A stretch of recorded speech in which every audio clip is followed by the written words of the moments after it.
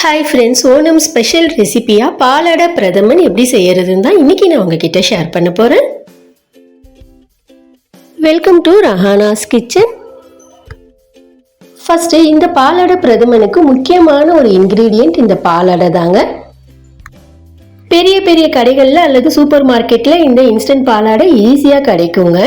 இதில் பார்த்தோன்னா அரிசி பாலாடை அல்லது மைதா பாலாடைன்னு ரெண்டு வகையான பாலாடை கிடைக்குங்க. நான் இன்னைக்கு உபயோகப்படுத்த போகிறது இந்த அரிசி பாலாடை தான். ஃபர்ஸ்ட்டு அரை கப் அளவுக்கு அரிசி பாலாடை எடுத்துக்குங்க. ஒரு அடிகன பாத்திரத்தில் பாதி பாத்திர அளவுக்கு தண்ணியை எடுத்து நல்லா கொதிக்க விட்டுக்குங்க.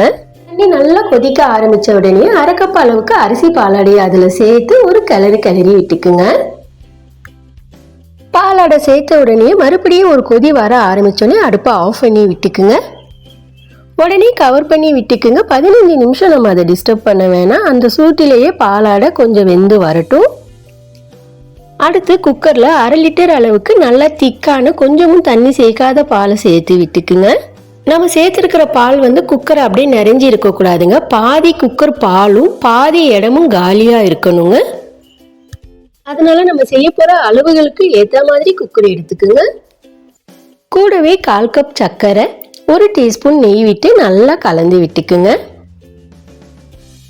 ஸ்டவ் ஆன் பண்ணி மீடியம் ஃப்ளேமில் வச்சு கிளறி விட்டுக்கிட்டே குக் பண்ணி விட்டுக்குங்க. பாலில் நம்ம கொஞ்சமும் தண்ணி ஊற்றலைங்க, அதனால அடிப்பிடிக்க சான்சஸ் இருக்கு. கிளறி விட்டுக்கிட்டே குக் பண்ணிக்கோங்க. நம்ம சேர்த்துருக்கிற நெய் கொஞ்சம் கொஞ்சமாக மெல்ட் ஆக ஆரம்பிச்சிருச்சுங்க. அது மெல்ட் ஆகிற ஸ்டேஜில் நம்ம கிளறதை நிறுத்தி விட்டோம்னா ஒரு கொதி வர ஆரம்பிக்கும். கொதி வர நேரத்தில் குக்கர் பேனை மூடி விட்டுக்குங்க.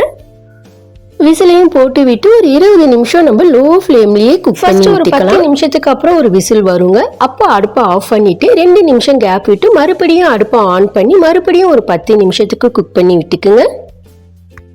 சப்போஸ் விசில் வரலன்னா பரவாயில்ல, ஒரு 20 நிமிஷத்துக்கு அப்படியே கண்டினியூஸா குக் பண்ணி விட்டுக்குங்க. ஆனா லோ ஃப்ளேம்ல தான் குக் பண்ணணும். 15 நிமிஷத்துக்கு அப்புறம் அரிசி பாலாடையை ஓபன் பண்ணி விட்டுக்கலாம்.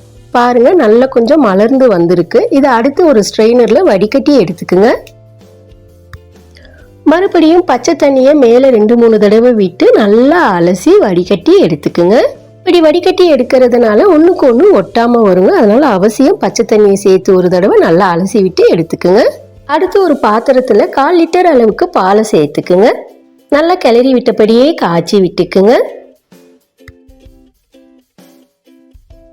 பால் பொங்கி வர நேரத்தில் அடுப்பை மீடியம் ஃப்ளேமுக்கு மாற்றி விட்டுட்டு 1 டேபிள் ஸ்பூன் அளவுக்கு சர்க்கரையை சேர்த்து நல்லா கலந்து கொடுத்துக்குங்க. அடுத்து வடிகட்டி எடுத்திருக்கிற அரிசி அடை அதில் சேர்த்து விட்டு நல்லா கலந்து விட்டுக்குங்க. அரிசி பாலாடை சேர்த்ததுக்கு அப்புறம் நல்ல ஒரு கொதி வர வரைக்கும் மீடியம் ஃப்ளேம்லேயே குக் பண்ணி விட்டுக்குங்க. ஒரு கொதி வர ஆரம்பிச்ச உடனே அடுப்பை லோ ஃப்ளேமுக்கு மாற்றி விட்டு நல்லா கிளறி விட்டு குக் பண்ணி விட்டுக்குங்க. நம்ம சேர்த்திருக்கிற இந்த அரிசி பாலாடை பால்லையே நல்லா வெந்து வரணும். அதே சமயம் பாலும் கொஞ்சம் திக்காகி வரணும். அதனால அது வரைக்கும் குக் பண்ணி விட்டுக்குங்க. இது ஒரு பக்கம் நல்லா வெந்து சுண்டி வரட்டும். இன்னொரு பக்கம் ஸ்டீம் எல்லாம் நல்லா இறங்கின குக்கரை ஓபன் பண்ணி விட்டுக்கலாம். பாருங்க, நல்ல ஒரு கிரீமி ஸ்ட்ரக்சருக்கு வந்திருக்கு. இது மறுபடியும் அடுப்புல வச்சு மறுபடியும் கொதிக்க விட்டுக்கலாம்.